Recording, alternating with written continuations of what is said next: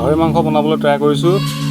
গাহৰিত বিলাহী, কচু, তাৰপৰা আৰু যি দিয়ে আৰু মা মছলা এইবিলাক, আদা ৰচুন কিবাকিবি এইবিলাক দি চিম্পুলকৈ আজি বোলো দেওবাৰ দিন, চ' গাহৰি খাব লাগে।